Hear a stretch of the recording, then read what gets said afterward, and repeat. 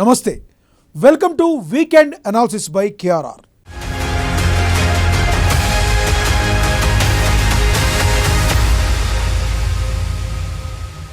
మూసీపై ప్రభుత్వ వ్యూహం సరైనదేనా?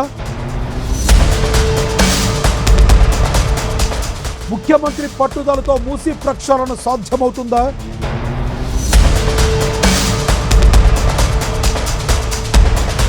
జిహెచ్ఎంసీ ఎన్నికలపై కాంగ్రెస్ వ్యూహం ఏంటి?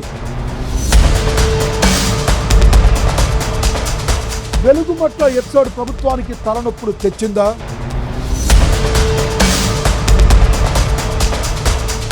తుపాకీ గొట్టం ద్వారానే రాజ్యాధికారం సాధ్యమన్న నినాదం పార్టీ పక్కకు పెట్టిందా?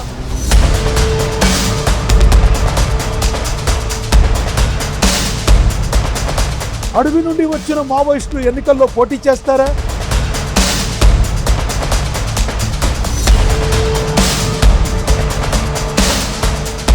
ఇరాన్పై ఇజ్రాయెల్ అమెరికా యుద్ధం భారత్కు మేలు చేసిందా?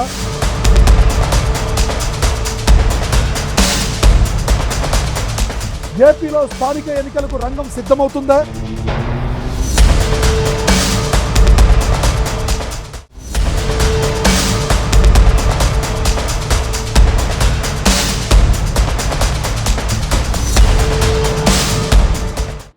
రాజకీయాల్లో ప్రతి అడుగు ఒక వ్యూహం, ప్రతి మౌనం ఒక సంకేతం. ఇటు భాగ్యనగర గుండెకాయ లాంటి మూసీ నది ప్రక్షాళన నుంచి అటు పశ్చిమాసియాలో ముసురుకుంటున్న యుద్ధ మేఘాల వరకు ప్రస్తుత పరిణామాలు సామాన్యుడి బతుకు చిత్రంపై ప్రభావం చూపుతున్నాయి. మూసీ నిర్వాసితుల పరివాహకుల ప్రజల గుండెల్లో రైళ్లు పరిగెత్తిస్తుండగా యుద్ధం ప్రపంచాన్ని అల్లకల్లోలం చేస్తోంది. సంపన్న దేశం దుబాయ్ రాత మార్చేయగా ఆయిల్ అమ్ముకుని బతికిన గల్ఫ్ దేశాలు గజగజలాడుతున్నాయి. మూసీపై ఎవరి పట్టుదల ఫలిస్తుంది? యుద్ధ పద్మ వ్యూహం నుంచి అమెరికా ఎలా బయటపడుతుంది? రాజకీయాల్లో ఏ నిర్ణయమైనా అగ్ని పరీక్ష లాంటిదే.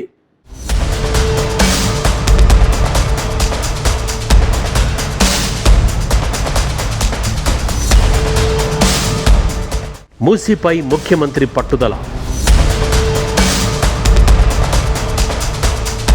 హైదరాబాద్పై ముద్ర వేయాలన్న కల.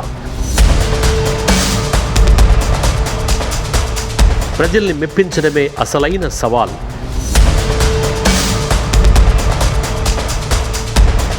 విజయవంతమైతే సిటీ జిగేన్.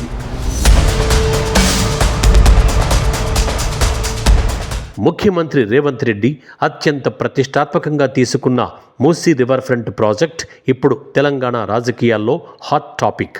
మార్చి 13న జరిగిన మూసీ ఇన్వైట్స్ కార్యక్రమంలో ముఖ్యమంత్రి దీనిపై పూర్తి స్పష్టతనిచ్చారు. మూసీ చుట్టూ ముసురుకుంటున్న వివాదాలపై స్పష్టతనిచ్చే ప్రయత్నం చేశారు. ఈ ప్రాజెక్టు ఎందుకు అవసరమో తేల్చి చెప్పారు. కేవలం అందం కోసమే కాకుండా పర్యావరణ పరిరక్షణ, ఆర్థిక వనరుగా మూసీని మార్చాలన్నది ప్రభుత్వ లక్ష్యం. గాంధీ సరోవర్ ప్రాజెక్ట్ దీనికి తొలి మెట్టు. నిధుల సమీకరణ కంటే ఎక్కువగా ఆక్రమణల తొలగింపు ప్రభుత్వానికి పెద్ద సవాలుగా మారింది.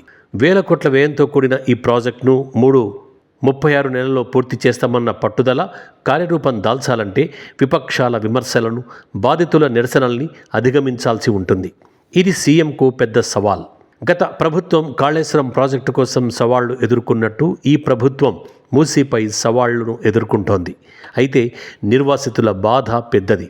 అది ఆస్తికి, స్థలం వాల్యూకు సంబంధించింది కాదు, జీవితాలకు సంబంధించిందని ప్రభుత్వం మనసుతో ఆలోచించాల్సిన అవసరం ఉంది. ప్రతిపక్షాలు దీనిని అస్త్రంగా తీసుకుని సర్కారును ఇరుకున పెట్టే ప్రయత్నాలు చేస్తున్నాయి. అసెంబ్లీ సమావేశాల్లోనూ మూసీ ప్రాజెక్టు అంశంపై పెద్ద ఎత్తున చర్చకు పట్టుబట్టాలని విపక్షాలు నిర్ణయించాయి.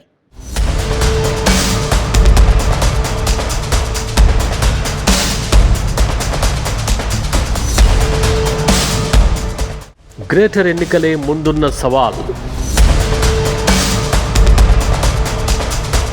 మూసీ ఫ్రంటే ప్రచారంలో కీరోల్.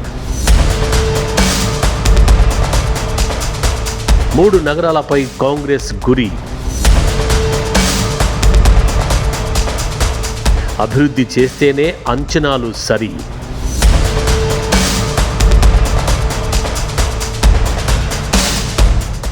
ముందున్న గ్రేటర్ ఎన్నికలే లక్ష్యంగా కాంగ్రెస్ తన పావులను కదుపుతోంది. మూసీ ప్రక్షాళనను ఒక అభివృద్ధి ఎజెండాగా ప్రజల్లోకి తీసుకెళ్లడం ద్వారా నగరంపై పట్టు సాధించాలని భావిస్తోంది. బీఆర్ఎస్, బీజేపీలు దీనిని ప్రతిఘటిస్తున్న వేళ అహ్మదాబాద్ సబర్మతి రివర్ ఫ్రంట్ పర్యటనలు, అధ్యయనాలు కేవలం ప్రచారం కోసమేనా లేక నిజమైన మార్పు కోసమా అన్నది కాలమే నిర్ణయించాలి.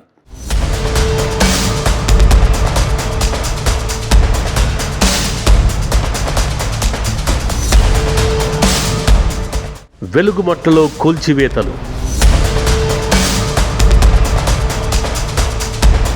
అధికార యంత్రాంగం తీరుపై విమర్శలు, సర్దుబాటుకు మంత్రుల తంటాలు,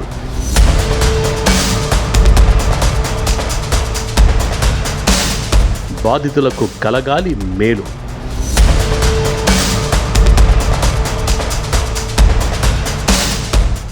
ఖమ్మం జిల్లా వెలుగుమట్టలో బోధాన్ భూముల ఆక్రమణల తొలగింపు ఉదంతం ప్రభుత్వంపై కొంత వ్యతిరేకతను తెచ్చింది. విపక్షాలు దీనిని ఒక ఆయుధంగా మలుచుకోవడంతో ప్రభుత్వం వెంటనే దిద్దుబాటు చర్యలకు దిగింది.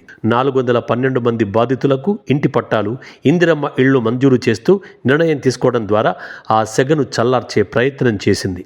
3 మంత్రులు స్వయంగా వెళ్లి దీనిని సరిచేసే ప్రయత్నం చేశారు.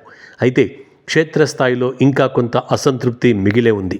ఇక మార్చి 7న 130 మంది మావోయిస్టులు ముఖ్యమంత్రి సమక్షంలో లొంగిపోవటం ఒక చారిత్రాత్మక పరిణామం. అడవుల్లో తుపాకీ పట్టిన చేతులు ఇప్పుడు ప్రజాస్వామ్య బాట పడుతున్నాయి. వీరిలో కొందరు భవిష్యత్తులో ఎన్నికల బరిలో నిలుస్తారన్న ప్రచారం జోరందుకుంది. ఆకర్షణీయమైన పునరావాస పథకాలతో వారిని జనజీవన స్రవంతిలోకి తీసుకురావడంలో ప్రభుత్వం సఫలమైంది. గణపతి లాంటి అగ్రనేతల్ని కూడా బయటకు రావాలని ప్రభుత్వం కోరడం ఆసక్తికరం.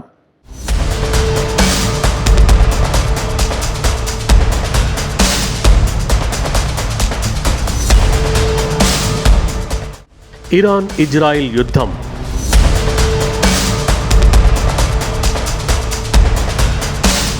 భారత్పై పెను ప్రభావం.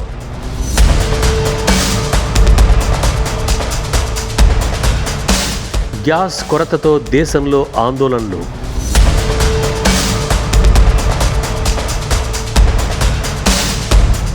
హోటల్ పరిశ్రమకు సరఫరా సమస్యలు.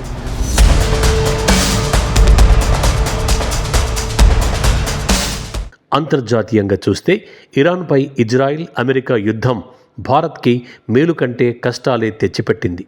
ముడి చమురు ధరలు బ్యారెల్కు $120 దాటడం, ఎల్పీజీ ధరలు పెరగడం సామాన్యునిపై భారాన్ని మోపాయి.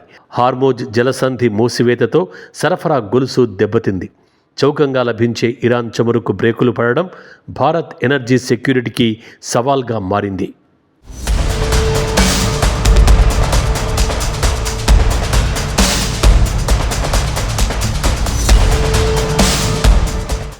ఏపీలో స్థానిక సమరం.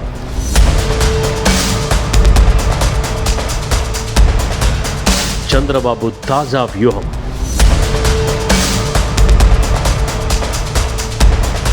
మంత్రుల పనితీరుపై నివేదికలు సిద్ధం.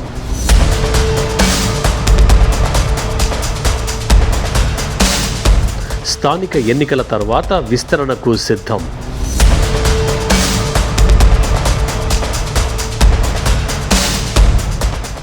ఆంధ్రప్రదేశ్లో రాజకీయ వాతావరణం వేడెక్కింది. మరో 6 నెలల్లో స్థానిక సంస్థల ఎన్నికలు జరుగుతాయని ముఖ్యమంత్రి చంద్రబాబు నాయుడు స్పష్టమైన సంకేతాలు ఇచ్చారు.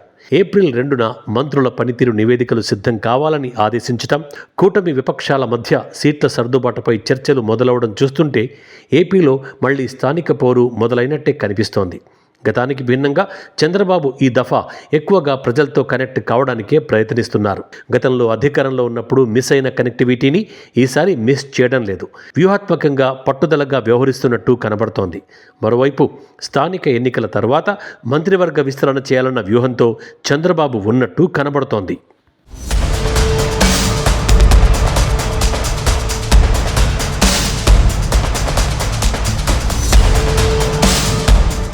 ఇది ఈ వారం వీకెండ్ అనాలిసిస్ బై కేఆర్ఆర్. నమస్తే.